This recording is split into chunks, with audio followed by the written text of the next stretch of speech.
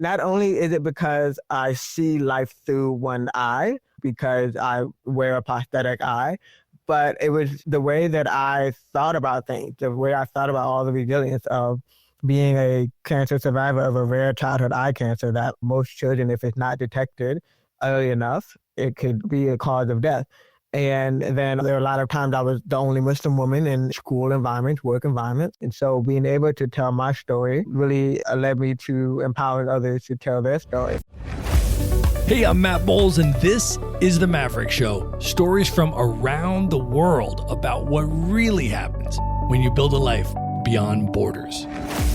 I just want to start off by letting you know that I have put together for you what I consider to be the 7 keys to building a location-independent business, even in a space that is not traditionally virtual. Now, my company, Maverick Investor Group, is a U.S. real estate brokerage that helps people to buy cash-flowing rental properties in the best U.S. markets from anywhere.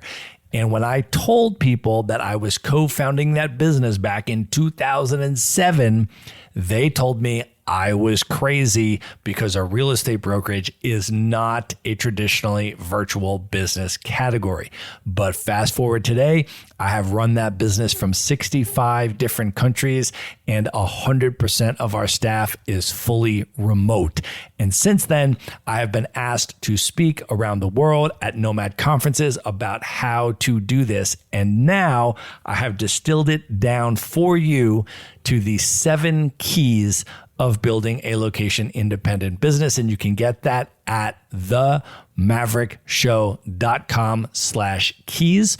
This is completely free. It's just going to ask you to enter your email address, which will put you on the Maverick Show's Monday Minute email newsletter if you're not already subscribed. And then you can check it out. It's waiting there for you now, themaverickshow.com/KEYS. And now let's get into the episode. My guest today is Zaakirah Muhammad. She is an author, TEDx speaker, photographer, disability advocate, travel storyteller, and media entrepreneur dedicated to helping people see the world and themselves through a different lens. She is especially committed to helping Black, Muslim, and disabled creatives build legacy-driven brands rooted in authenticity. Diagnosed with a rare childhood eye cancer that resulted in both vision and hearing loss, she now travels the world documenting the intersection of disability, culture, identity, and belonging. Her work focuses on making travel more accessible and inclusive, and helping underrepresented voices reclaim their stories and shine. Zaakirah, welcome to the show. Thank you for that intro. You told me off camera and off record that you were a DJ, and I definitely heard the DJ voice. Well, I am so excited to have you on the podcast. You are doing such amazing things. We recently got to hang out in person at the WITS Travel Creator Summit in Chattanooga, which I know has actually some history from your childhood upbringing as well. So it was super fun to spend time together there. But let's just start this off by setting the scene and talking about where we are recording from today. We are not in person. I am actually in the Blue Ridge Mountains of Asheville, North Carolina. And where are you? I am in Maryland. So right now, currently in the area close to the National Harbor. If you have been to the DC area, there's big old Ferris wheel. So I'm currently near Maryland right now. Love that. As you know, I lived in the DC, Maryland, Virginia area. I was actually in the district for about 7 years back in the day. A lot of great memories from that area. You and I have both moved around the country a lot growing up and subsequently, so we have that in common. But I want to start this story off with your photography journey. Can you tell the story about where you were born and how a single photograph taken when you were an infant literally ended up saving your life? Yes. So I am a Florida girl at heart. Fort Lauderdale, Miami, to be specific. That's where I was born. And actually, my mom's from New York, my dad's from Tennessee, so that's where you get the whole thing of I'm from everywhere. I'm also the youngest. My parents had relationships before they conceived me, if you will. And so by the time I was a thought, they were like, we're ready for some warm weather. Let's move to Miami, Florida. So I'm the only one in my family from Miami, Fort Lauderdale, Florida.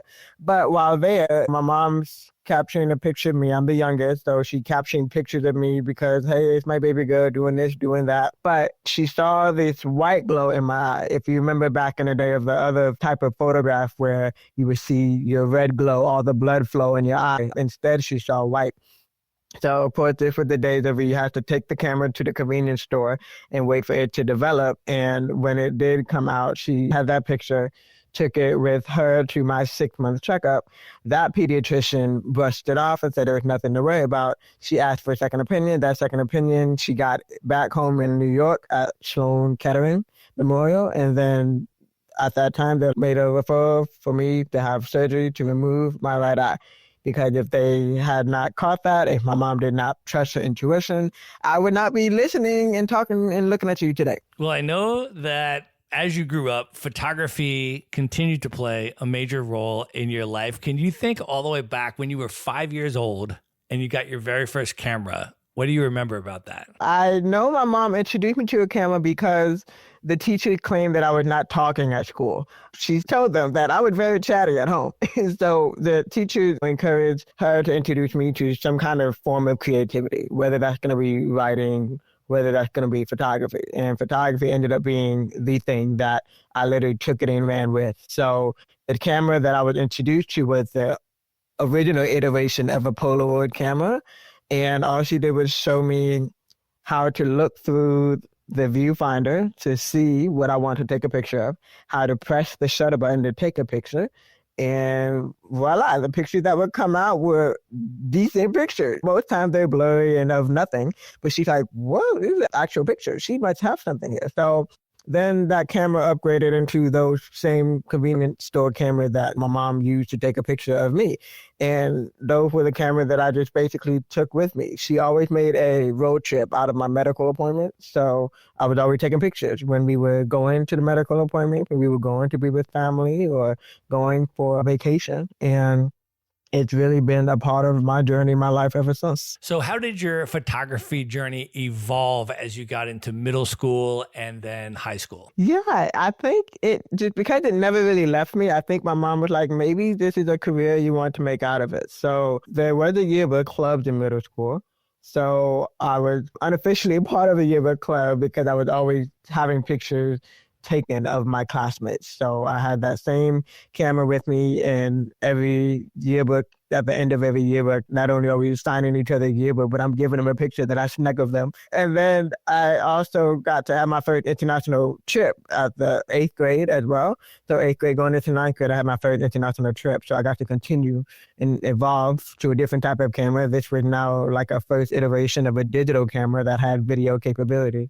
So every time I would just enter a new school year, I would get a new type of camera, and it was always a side project, or else I would be a part of a yearbook committee at my school, and that's really how it evolved. And then actually my high school, I was able to finally combine both. There was a technical high school that I went to that had a professional photography program. So I was in the yearbook club, professional photography program.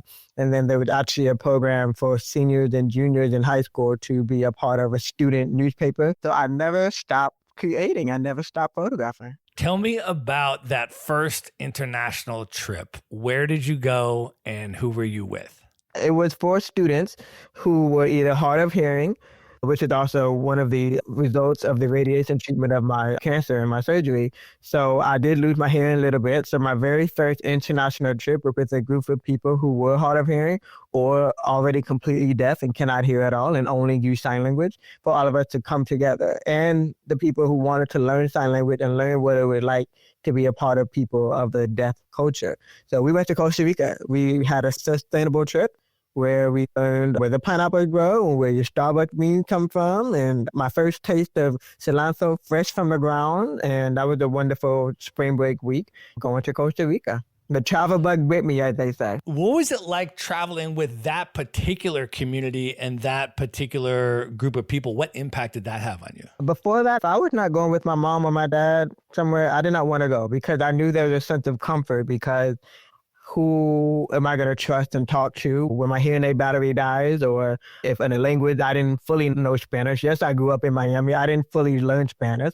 So I had those fears of I don't know anyone. I don't know what's going to happen if anything happens to my hearing aids, and I don't know the language. But because I was with other people who also had those same fears, which is why they chose this specific group, it was a nice leg up to helping me to advocate for myself and be comfortable with one more group trip, because I did take a couple more group trips after that.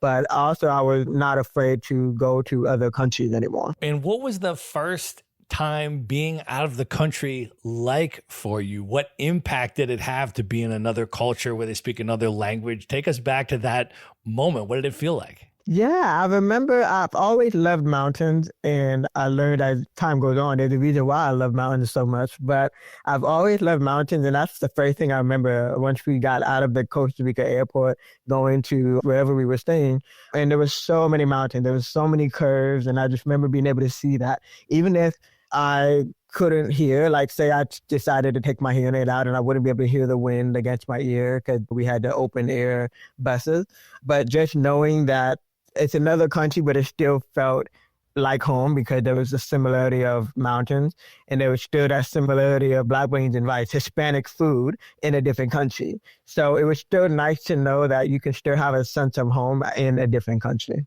And how did that start your merging of photography and storytelling with travel? What happened on that trip, and what impact did that have moving forward? We were given a journal to reflect every day of how do we feel, what did we learn. It is a sustainable trip, so how do we want to improve the environment? But the improvement of technology for my next trip that happened a year later, so this was all in 2009, I had the opportunity to go to the UK and France and Italy. And between that time, that was also email. Every trip that I take, technology was improving. So that trip was email. And then there was another trip that I took by the time I graduated high school. And that was when there was a blog platform called Tumblr, Tumblr. It's still around at the time of the conversation, but it was hot back then. And I was taking from handwriting to emailing to blogging, and the storytelling that kind of shape form as far as who am I telling a story for. Before it was just like, hi mom, I'm okay. This is what happened today. Versus, hi world, this is what it's like being in this country with me already not speaking the language, not hearing it well, not seeing it well. So I want to ask you about your very first time traveling to the continent of Africa. You and I have bonded over our shared love for Ghana. I have been a couple times, but you went way before I did. I went for the first time in 2019. You went in 2011. Can you talk about the context for that trip? Why did you choose to go to Ghana in particular? And what did it feel like when you first stepped foot on the continent of Africa? Yeah, so by 2011, that's when I graduated high school. So I had already been to 3 trips on 4 countries, because the one from the UK, France, and Italy was one student ambassador trip in 2 weeks. That was crazy. But then I'm like, I want to do something different. I want to go to another continent. I want to do something slower. And so then an opportunity came up with an organization called Operation Crossroads Africa, which it pretty much dubbed as the Peace Corps before the Peace Corps, or a shortened version of the Peace Corps. And so my dad had been road tripping up and down the East Coast because he was a truck driver for most of my life, but he would always stop and go see his friends in the DC area. And so at the time that he visited one of his friend's friend was having a recruitment for students to go to Africa. And so the application process is tedious. You have to explain how you're going to manage when things aren't going your way and all of that. And you have to apply and send an application fee and get accepted. And then you raise the money to stay in an African country. You could choose 3 countries, and depending on what's available is the country you got. So I got Ghana. I put Ghana on my list, but I also got Ghana. And once I was there, I was volunteering as a primary education teacher. And it was teaching English at the elementary school. And I had my camera with me. So, of course, I'm photographing life in Ghana. And I really didn't even know how amazing it was. I mean, not only just being a woman of the diaspora, but stepping foot on the continent for the first time, it's like, wow, I feel at home. And what was your experience like living there? As you mentioned, very different from, tourism and moving around and, all of this kind of stuff, to actually slow travel, to actually live there and immerse in the community. What was that like on a day-to-day basis? We literally were living like a local. We were living on their salary. We were going to the market like a local. So it can be humbling if you come from the world of, let me just go see all the world famous landmarks. I went to London, right? I saw the London Eye, saw Buckingham Palace, and then you go to a place that's so remote that it barely had internet. You had to go to internet cafes back then. So it's humbling, and it's also, that's what the school of life. I feel like that's what I define. I'm like, okay, this is the type of travel I want to do. Yes, it's nice to go in and out and go see the popular landmark, but this really lets you understand people. And obviously, the more you understand people, the better stories you're able to tell. Was there a particular person or an interaction or an encounter or a memory that still sticks with you today from that first time in Ghana? I love the children. Children are the future for sure. And at that time, there were not that many smartphones out. So I remember there was this one day where we were on a break from teaching. So it was like a recess, if you will.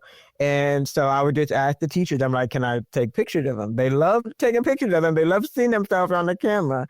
And so moments like that just kind of stuck with me. It's a simple thing. They didn't have mirrors and smartphones, but to see themselves reflected authentically, and they're so excited, that always makes me smile on a rainy day. Well, I also have to ask you, I know a few years later, you went back to West Africa and you went to Senegal and the Gambia. Dakar, Senegal is one of my all-time favorite cities in the world. I've spent about 3 months there. I've been back 3 separate times, and it just completely won my heart. But I also love Ghana. So I'm curious for you, when you went to Senegal and the Gambia, what were your highlights from that trip? But also, what did you find different between Senegal and Ghana? I definitely start off with the history of Senegal. Senegal was conquered by France. So a lot of the cuisine, a lot of the language, a lot of the way that they operate things are very French. So good thing I went to France years before, so I had a sense and I had a little bit of French still in my memory, because I don't think Google Translate or Duolingo was out when I went. But that first was the biggest difference of, okay, this is what it's like when a country is conquered by France and how they live and operate. And so how I ended up getting there, it was still through Operation Crawford Africa again. By this time, I was hired as their communications associate. So they had a group go to the Gambia at the time that I was already supposed to be there. I was going on a photography trip.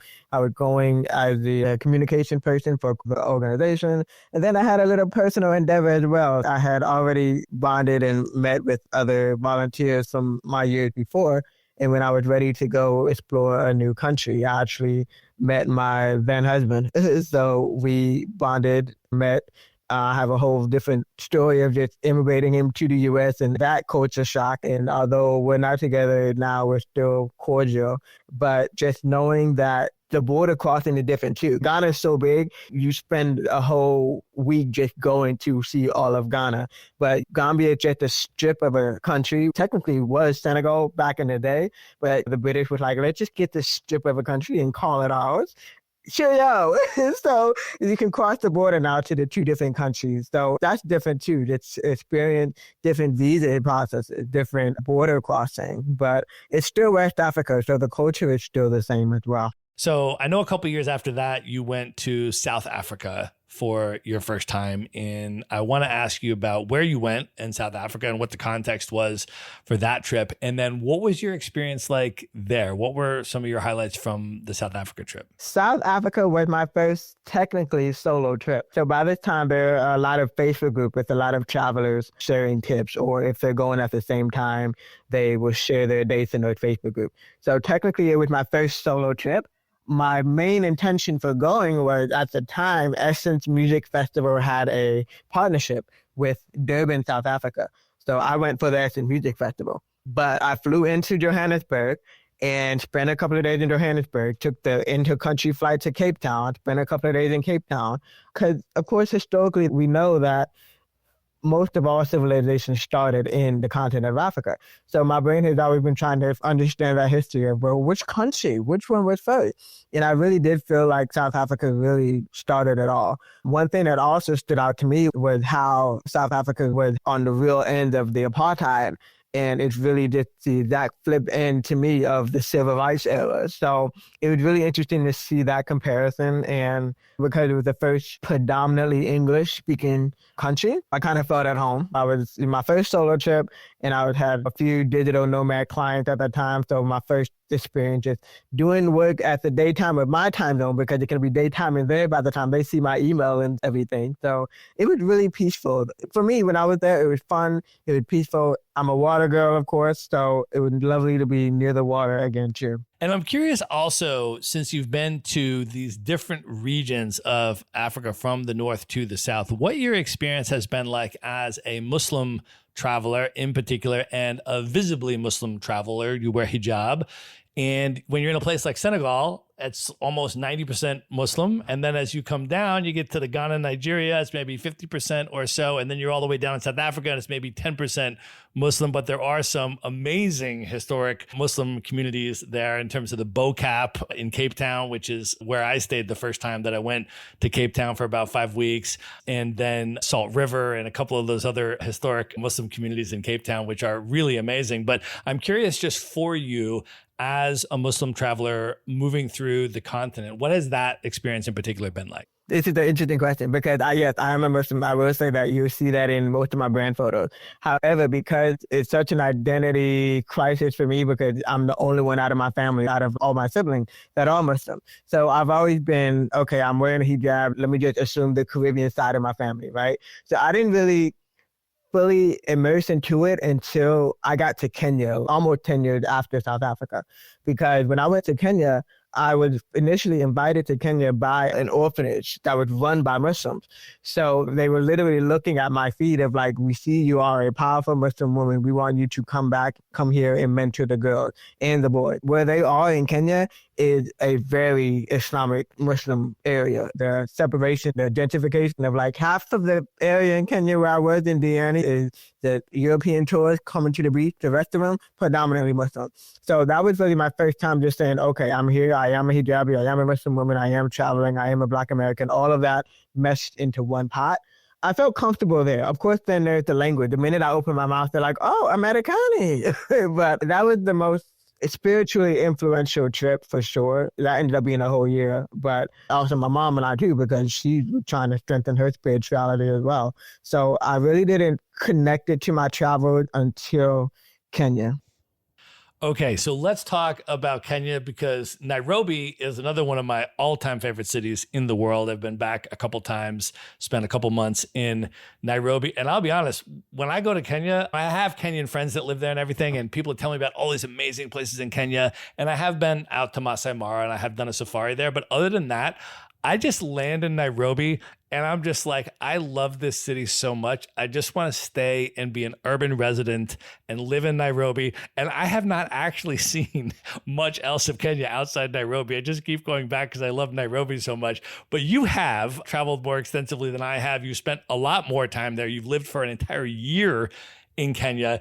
Can you talk about exactly where in Kenya you were and what your day-to-day life was like there? So we did land in Nairobi as well. And I felt the same way. I'm like, ooh, I want to buy an apartment here, buy a penthouse here, and just stay, come and go.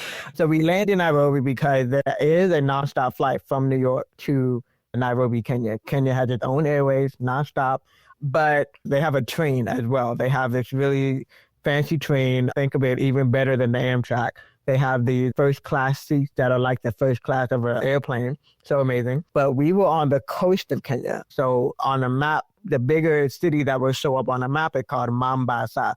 So Mombasa is about an hour drive away from where we were in Diani. So it looks like Diana, but with an I when you look at it. But that's where we were. And it was amazing to be in a country where you can have the mountains, the beach, city life, slow life, remote life, farm life, because the soil is so amazing over there. People are really focused on agriculture, and it's so advanced over there technology-wise too. So many creators, content creators, podcasters, and Nairobi is really ahead of its time, and it's a really different vibe from Southern Africa, West Africa. Nairobi is definitely a soft landing. I always recommend it for those who are in my industry and they're ready to go to the continent. I'm like, if you want to have fun, go to Kenya. If you want to stay involved in your tech lifestyle and your remote work lifestyle, go to Kenya for sure. It is amazing. Nairobi is a tech hub and an entrepreneur hub, and it is just electric. You have rooftop co-working spaces, and it is really, really epic. So yeah, if you are a digital nomad, Nairobi is one of the best places in the world to be for that, for sure. Now, you mentioned, though, that you went with your mother. Can you talk about that decision to go together, and then what the experience was like living there together as a mother-daughter experience? So for context, this was the end of 2024. So we were there from the end of 2024 to the end of 2025. And so a lot of life had happened. So my mom and my dad were both the ones to introduce me to the fact that although we didn't fully know our genealogy or our history, they knew and told me growing up all the time that our history is not in the U.S. It starts in the continent of Africa. So I already knew that they've always wanted to go. So I have been the one to open those doors. So they were living vicariously through me from Ghana to Senegal to Gambia to the point that they got to go to the Gambia themselves in the year of 2022. And so the minute that they got back from there, they did that for 2 months. They tried to stay the whole 3 months. My dad was like, nope, let's go back now. But they enjoyed it, though, to the point where they were like, let's make a plan to be one of those that either move completely out of the U.S. or spend time slow traveling on the continent. So unfortunately, my dad passed away in April of 2024, but my mom kept saying, we got to get out of here. That's the only thing he wanted for us to keep going. So I was like, well, remember that orphanage that had an invitation for us to go to Kenya? Let's go to Kenya. And she's like, okay, whatever. I don't know anything about Kenya, but all right, let's go. So we packed up our apartment, put it in the storage, and flew to Kenya. And it was the best spiritually healing and educating and empowering trip. And of course, this was my first international trip with my mom, intergenerational travel. She has her own physical disability. So then that was really my actual first full-on taste of what is it like to be a disability advocate in the travel. So I'm the one that's like, do you not see my mom in this wheelchair? She needs a wheelchair. Do you see her cane? So it's different. It taught both of us a lot about each other, about the industry, about the continent as well. What aspects of Kenyan culture resonated most deeply with you? So for me, it was understanding the language of Swahili. And then I knew growing up in the U.S. that there was African-American holiday called Kwanzaa. I always was under the impression that because it's from the same language, it came from Kenya. I get to Kenya and we're there during the time that Americans are celebrating Kwanzaa. And they're like, what's Kwanzaa? And I'm like, oh my goodness, what is this about? But it was still the same value, the same language that the African-Americans were still practicing. It's still something that people still practice in Kenya. It was just not a whole holiday or anything like that. So the fact that the values of Kwanzaa are still what everybody practices in the country of Kenya is absolutely beautiful. Well, the other thing I have to ask you about, you and I are both basketball fans, Zaakirah, and I want to ask, while you were living on the continent, what types of basketball games you were able to attend and experience for people that have no idea what's going on the continent. What did you find out? I don't think people know that NBA is actually investing in African countries. They call it Basketball Africa League. So depending on when you look it up, it's either NBA Africa or BAL, Basketball Africa League. And Nairobi has an amazing team. So they would blow out all of their games. They have games to kind of lead them to the championship to be able to go to Rwanda to be able to compete with all of the other African countries. So they have such an amazing team and they're so hands-on across pathways and following each other on Instagram, the coaches, the managers, some of the players. They're really just that friendly. Kenya is definitely a friendly country. It's so amazing now that there's a Kenyan basketball player in the WNBA. She just got drafted from South Carolina in the WNBA in the U.S. She's from Kenya, and that's another small circle of interacting and Afro game when she was getting trained before she even got drafted into the WNBA. So that's so exciting to see that there's some underdog player that could be your next Michael Jordan over there. And it's an amazing vitality. The camaraderie at the games is so amazing. Well, when I first went to Kenya, it was 2018. And that was really the year that I became super immersed in the music and the Afrobeats. And I started hearing them in East Africa when I was there. I was in Kenya, and then I went to Kampala in Uganda. I have a Ugandan friend that invited me to come stay with her, and she's like, I'll take you out. And she took me out to all of these amazing places, and I just completely fell in love with Afrobeats. I was that white dude at the club shazamming every song that came on, and then I put it on my playlist, and then I would go look up these artists, and then I find out they're all from Nigeria, and I was like, I gotta go to Nigeria. So it was my East Africa trip that then inspired me to go to West Africa, where I've now spent many months in Nigeria, Ghana, Senegal, Ivory Coast, all those kind of places. And I know you went first to West Africa, then you came to East Africa, but I know you are a huge fan of Afrobeats. And I just want to ask you what the experience has been like just musically, because I know music has been a big part of your life as well. Maybe you can share some of that context. And then what it has been like just immersing in the Afrobeats and the music on the continent. Music is a huge part of my life as well. And I even want to start off with when I went to Ghana first, the music that was popular. It was interesting to see at that time of how music crosses the pond, if you will. So even when I was in Ghana in 2011, the hip hop and R&B music from the early 2000s and 90s is popular at that time in Ghana. Because even back then I couldn't Shazam actually. So I had to figure out who is this? I had to ask everybody, what is this? Who is this artist you're playing all the time? So this was way before today's popular Afrobeat. So to get to East Africa, they have these vehicles called rickshaws in the coast of Kenya, and they can play their own music, and there's a nightlife over there, of course. But there's also some East African artists as well that are from Tanzania and Kenya. And because of the fans playing the song over and over and over, and thank goodness for YouTube now too. I think they have an advantage now because there's YouTube and there's Spotify. But in a certain area and just hear a certain song being played over and over and just getting to understand how and why people gravitate to certain music. Of course, most of it is in their local language.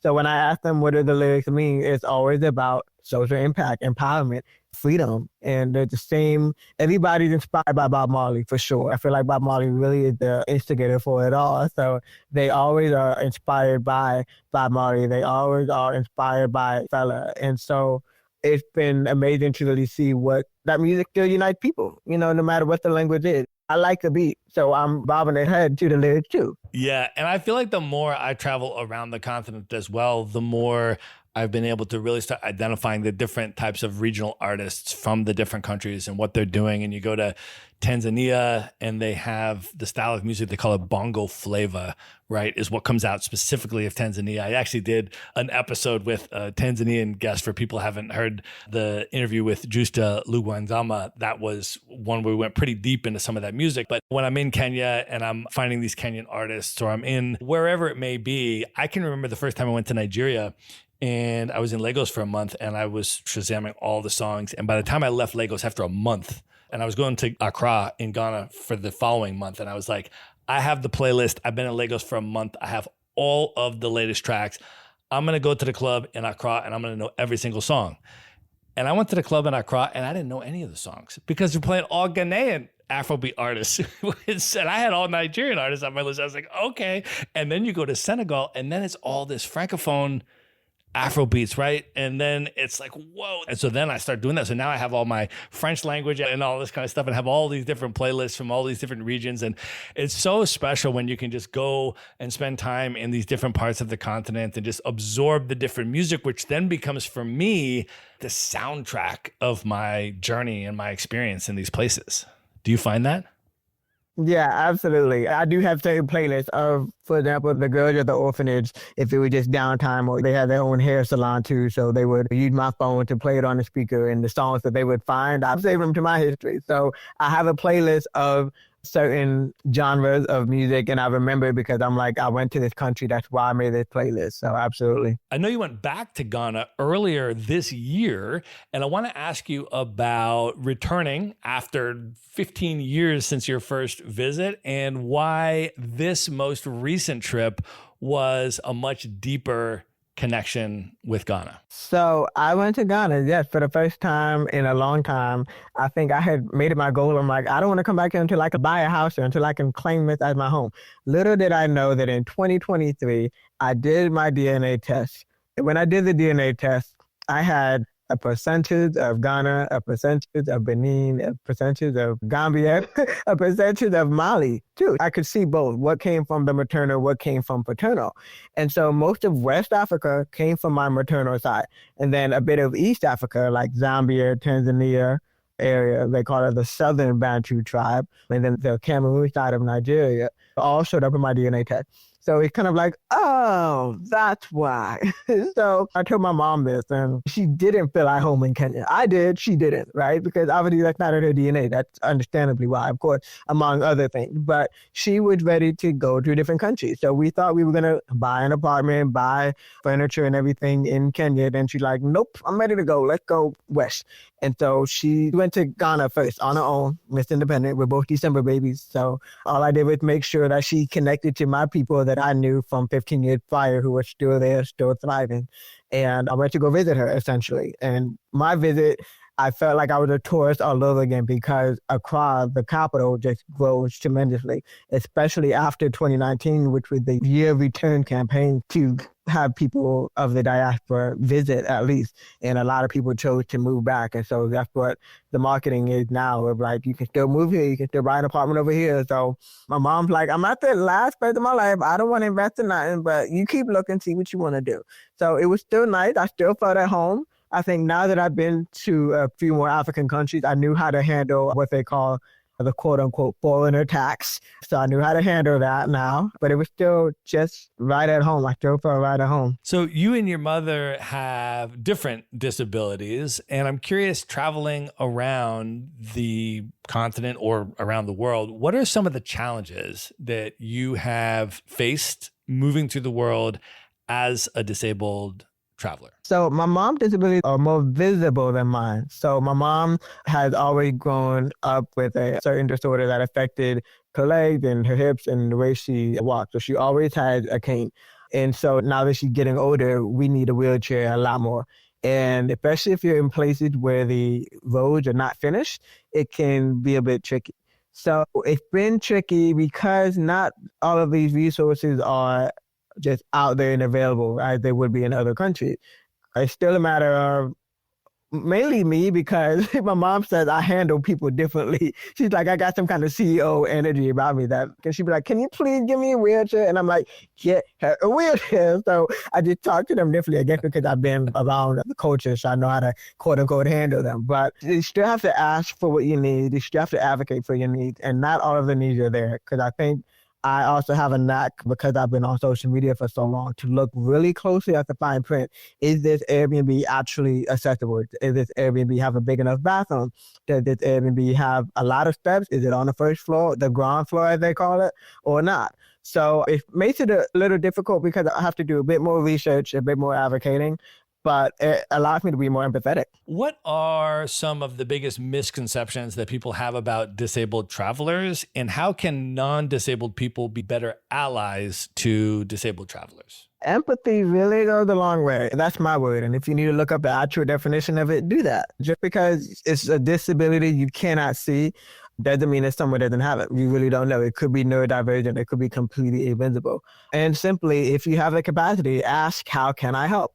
Sometimes you're the person who's been to that country a bit more. You have a bit more connection. You can talk to the immigration officer, the agent at the airport, or the specific tourism company a bit differently than someone who's there for the first time. So use your power to be more empathetic. Can you talk about where your passion and commitment to social justice came from and how it evolved into supporting various intersectional struggles against oppression? Yes, it really does start with both my mom and my dad. My dad was a Vietnam veteran, and then even after he got out of the military, he was an avid entrepreneur. He was the city commissioner of transportation of Atlanta. He was the owner, if you will, of the taxi union for the African American taxi drivers. So it started with both my parents. And then I grew up also witnessing my mom opened a resource center in Tampa, Florida. We lived in, Central Florida for a little bit. And she opened a resource center for immigrants who had just landed in the U.S., don't know the language, don't know how to get a job, don't know how to finish their test to get their green card.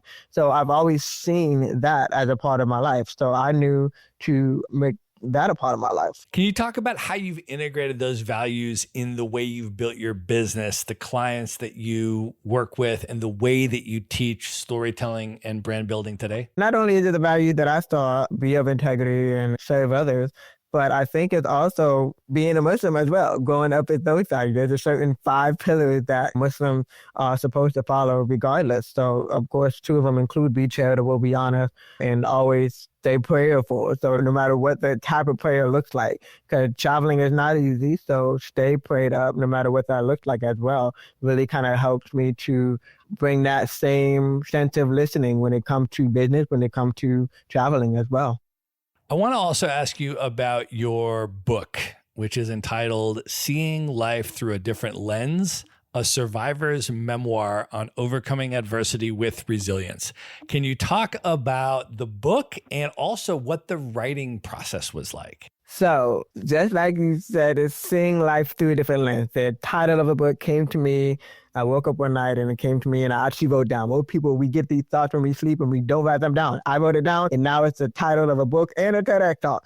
So not only is it because I see life through one eye, because I wear a prosthetic eye, but it was the way that I thought about things, the way I thought about all the resilience of being a cancer survivor of a rare childhood eye cancer that, most children, if it's not detected early enough, it could be a cause of death. And then also there were a lot of times I was the only Muslim woman in school environments, work environments. And so that book, my mom and I wrote together, it was both about the cancer journey and how we overcame it and maintained faith, but also how I was able to utilize all forms of creativity to just tell my story. And so being able to tell my story, self-publish it, actually, really led me to empower others to tell their story. The book actually also started with my mom's blog. I had introduced my mom to a blog. She was journal writing throughout my entire childhood, from the minute that she knew that she was pregnant with me until even through the cancer diagnosis. She was still doing it when I was 18 years old, but really my first few adolescent years. And so she would turn that into a blog that became more successful than my blog. And I'm like, well, wait a minute now. But we took some of those blog posts and put it into the book. So the book became a mother-daughter book, not on purpose, because it was supposed to be her book, because the publisher reached out to her and wanted to turn it into a manuscript. I didn't like the deal of the publishing, so she's like, okay, you do it. So that's how we ended up self-publishing. So you can find the book on Amazon, and I did outsource it. Just because I self-published it doesn't mean I did it all by my lonely. I had to outsource most of the things that I did not understand, but yeah, self-publishing the book really was also a healing process as well. We had to go back in time a little bit, but it was really that door opener for even more advocacy as well. Well, I also want to put people onto your podcast, which is called See Life Different, has well over 100 episodes. I have listened to many of them. Can you share a little bit about what you are doing with the podcast and what people can expect from the show? I haven't been doing it as consistently as you, but I've been doing it also since 2019, and the original concept did come from the book was coming out. So let me have that first season to basically be stories that mimic the book. So I have a few solo episodes. Most of them are with other people who have also overcome adversity with resilience in any industry. You can choose from episodes about lifestyle, about travel, about marriage, about business, but the goal of it is to really empower you to tell your own story. I think now in the next season, as I'm in this new season of life of really fully advocating for disabilities, I definitely will be doing more to talk more about that, what that's been like to travel with disabilities and how you can be more empathetic. Podcasting really is a door opener for sure to lots of conversation, to lots of speaking engagements. So keep listening to the podcast for sure. Yeah, wherever you're listening to this podcast, you can just type in See Life Different and check out Zaakirah's show. Highly recommended that you subscribe to that one. I also want to ask about your consulting and coaching services for entrepreneurs. Can you talk about who you work with and what types of services you offer? So most of my audience lately is who I needed when I was first going through everything. So most people gravitate towards me because when they see my branding images, they immediately see that I am an African-American woman, that I am a woman of faith. And so most of the women who are brilliant at what they do, but they have not been able to articulate it in a manner that captured people's short attention span, or be able to take that expertise and put it on a book or a podcast. That's one of the ways that I help people, to help them to confidently tell their stories and package up their expertise into digital products or even a physical book or a TEDx talk, if that's something that is on their goal of their thought leadership. But lately, because I've been blessed to go to so many countries and navigate it solo with groups with a disability, I now also advise and consult people on their traveling experiences. And I also have to ask you about the founding of Sanaa Nomads. Can you talk about what that company is, who it's for, and what upcoming trips you have that people can join? It's a baby company right now. So it came about in Kenya. Sanaa is Swahili for art.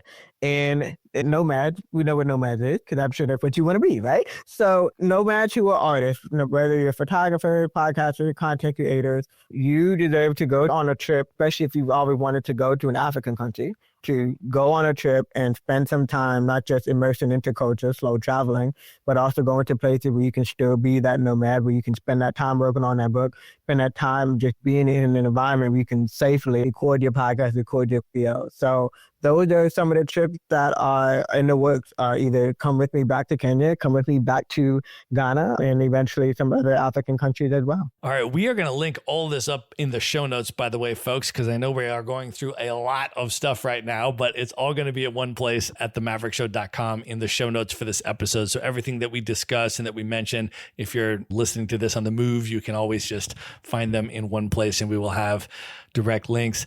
Zaakirah, for people that are struggling right now and they're in a really difficult place, what mindset and motivation do you have for people that are going through a challenging moment or perhaps a downswing in business or life?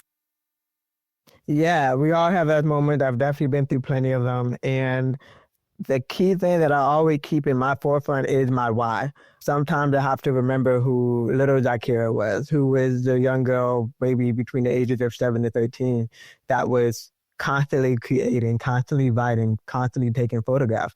And how did I feel, right? And that was before all the responsibilities. So sometimes we have to look inward and be in actual quiet and think about our inner child and remember our why. What are the things that brings us joy? What are the things that we are passionate about? Sometimes you may have to be a little delulu, right? They call it, because the current chapter of season that you're in is going to pass. It is temporary. It's not your life, even if it feels like a very long chapter. But as long as you look inward with yourself and remember your why, remember your purpose, and you'll keep going. And what advice would you have for disabled people who may be at the earlier part of their travel journey? I would say advocate for yourself. The resources are there. The help is out there. You just have to ask for it. But also sometimes if you really have no idea how to ask for it, this is also where you learn about yourself. You wouldn't know that you actually need a certain type of ID that could help people understand by simply reading what your disability is and how they can help you. So one is advocate for yourself, ask for what you need, but also use this experience to step outside of your own comfort zone to understand what it is that you need. Are there any particular resources that you would recommend for disabled folks that are starting their travel journey? There's this amazing sunflower lanyard that was established in 2016. The company itself is called Hidden Disabilities, but now they're continuously expanding to not just be recognized at airports and ferry terminals, but now at events venues as well. So if you have a certain lanyard, you can wear it. For me, I've been able to use it almost as my equivalent of my TSA check. I can go through TSA because I'm going through the special assistance line. But when you have that lanyard, and it does come with an ID card, that same card that can explain your disability without you needing to repeatedly explain it, sometimes that actually does help as well. What has all of your travel taught you about the African diaspora? We are resilient. The African diaspora is resilient. The African diaspora is nomadic. If you think back to my own DNA test, the fact that I have DNA from West Africa and East Africa, we really did travel. And it was also by choice before it was by force. So the African diaspora is definitely resilient and nomadic for sure. And when you think back on all of the travel that you have done up to this point, how has all of that travel impacted you as a person? I didn't even really realize it until, I think officially until 2023, that I've been not necessarily searching for home, but going to places that feel like home. I intentionally am now choosing to go to more African countries than European countries because it's such a different experience. They feel a sense of home, even though for me, I'm around people that look like me. Even if the language is different, the accent is different, the food is slightly different.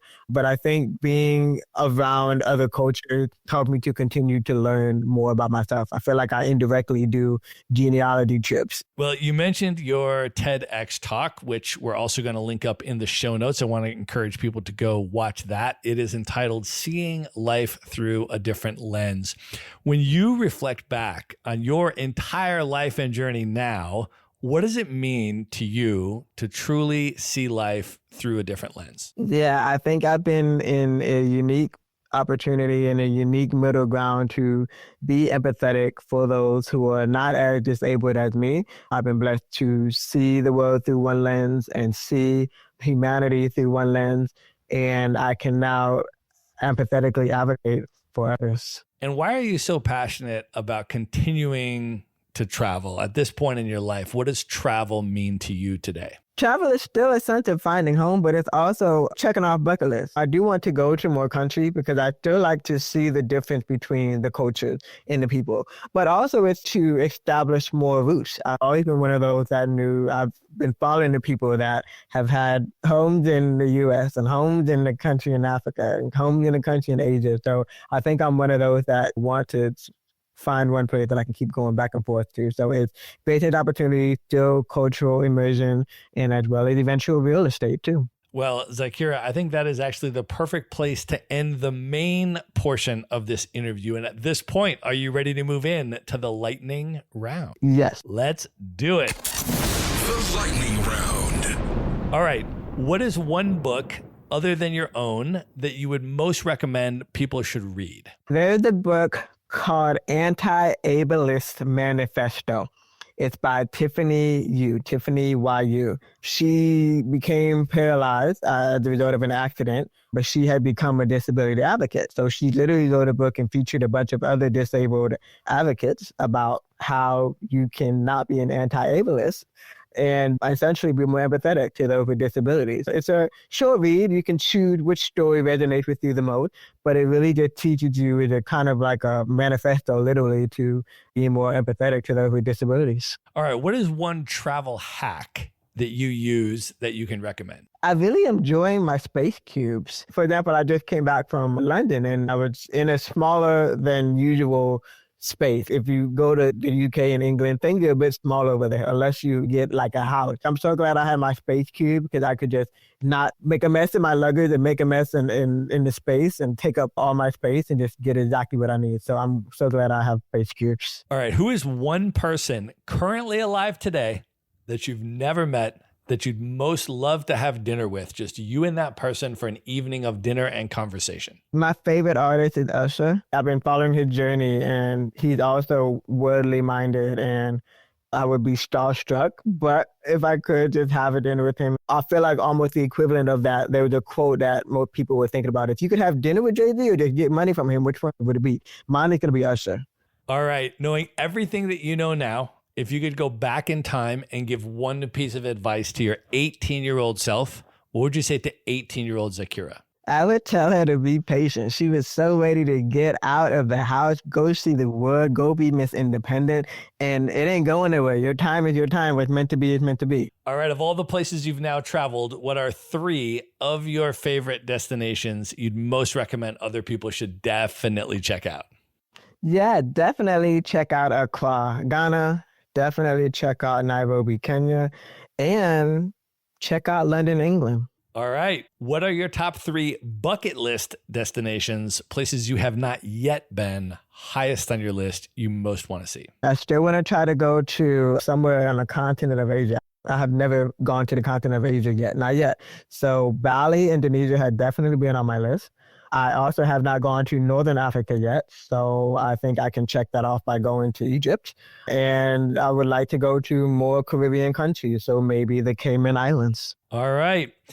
I now want to get into the musical discussion to close this out. The first question I'm going to ask you is to name your top 5 Afrobeat artists.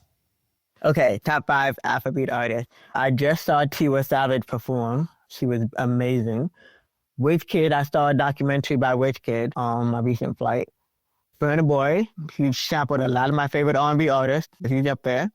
Thames has such a unique voice. You know that it's Thames. I'm playing the music in the background. I'm like, it's not Thames. I said Burna Boy, Wizkid, Tiwa, Thames, DeVito. Great picks. I actually got to see Burna Boy perform live in Ghana at Deti December in 2022, which was an absolutely magical experience and time to be there. So I love those picks. All right, Zaakirah, we're going to close this out. I'm going to ask you to name your top 5 hip hop MCs of all time. But before you name your 5, can you just share a little bit about what hip hop music has meant to you in your life and why you love hip hop? Well, my mom's from New York. So my oldest sister was born in the era of hip hop. But with my mom being from New York, I understood the origin of hip hop is just a different form of storytelling. That was a different form of social justice, a different form of social impact, if you will.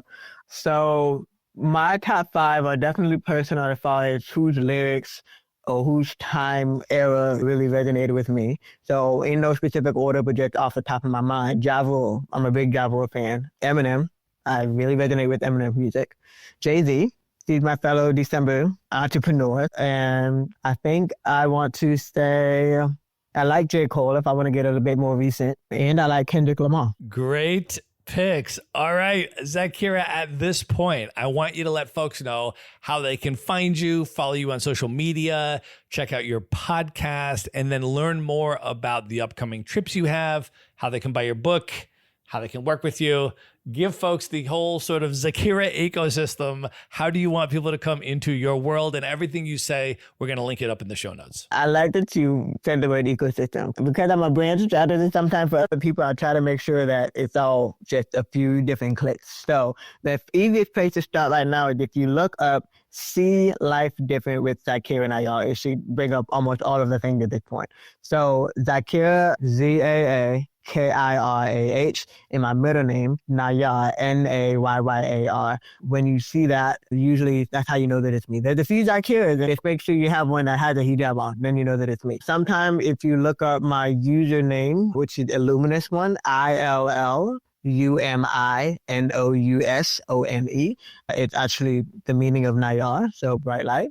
And seeing life from a different lens is the TEDx talk. Seeing life through a different lens is the book. See Life Different is the podcast. All right. We are going to link all of that up in the show notes, folks. So you can just go to one place at themaverickshow.com. Go to the show notes for this episode, and there you will find links to everything we have discussed and all the ways to come into Zaakirah's world.